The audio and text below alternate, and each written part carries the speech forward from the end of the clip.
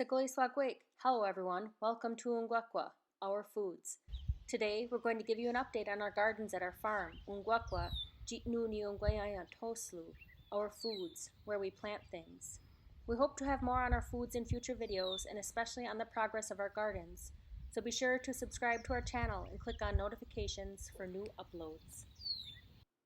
It's the last day of June. About 6 weeks have passed since we started planting. We are in Zone 5 in Wisconsin, so our growing season is relatively compact. But we have plenty of time to grow all sorts of amazing foods that will sustain our bodies and our minds. At Ukwakwa, our primary focus right now is to grow out indigenous seed varieties to share with the community. The other foods we are growing, like tomatoes, peppers, cucumbers, onions, and ground cherries, really serve as filler spaces between the rows of beans to help with cross-pollination issues. They have the added bonus of being tasty. We estimate that it takes between 20 and 30 hours a week to maintain our garden areas.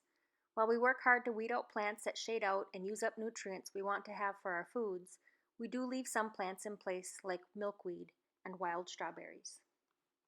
In addition to some scattered planting areas around the farm, we have two main planting methods at Ukwakwa. The first is our Three Sisters mound planting. We have corn, beans, and squash planted together in mounds. Please be sure to check out our videos on how we made these mounds, how we prepared the corn for planting in the mounds, and how we planted the beans and squash with the growing corn seedlings. We noticed that the mounds we planted fish in are doing better than the mounds without the fish. Right now, the corn is stretching toward the sky, the beans are making their way up the corn, and the squash is starting to cover the mounds. We even have a few volunteer tobacco plants that decided they want to live with the Three Sisters. We have been hand weeding the mounds about once a week or so. In a matter of weeks, the squash will be so thick that we will not be able to walk in the mound gardens. That also means that hungry deer and raccoons will not go in there either. The other type of planting is what we are calling Valentine Gardening. Be sure to check out our video where we talk about why we chose that planting method. In short, it's a method of small-scale organic gardening with narrow established garden beds with mowable paths between the beds.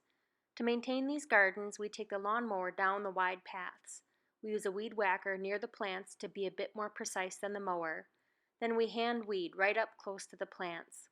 Overall, this is a great compromise to conventional planting in that the extra vegetation helps with standing water issues because the vegetation helps soak up the water. However, the mounds far excel in the area of water management with no standing water around the base of the plants because the plants are on top of the mounds. Throughout our gardens right now, we have flowers blooming from a number of beans, squash, melons, cucumbers, tomatoes, peppers, and elderberries. Our tobacco has been flowering, but to keep them growing new leaves, we pinch off the young flowers.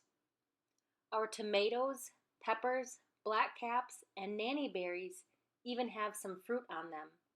Compared to last year and the wet spring we struggled with, we are ahead of schedule this year. The weather has been cooperating with us and our plants are doing great. This will surely not be the case every year, and we must continually learn and adapt to our changing climate. We don't use herbicides or pesticides, and our seeds are not genetically modified.